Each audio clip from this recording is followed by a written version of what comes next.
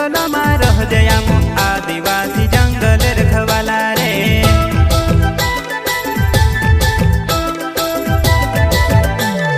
चल जंगल जमीन काजे पूजे रे आदिवासी दुनिया ने रखवाला रे। बाप देव खतरी काज पूजे रे आदिवासी सबसे निराला रे।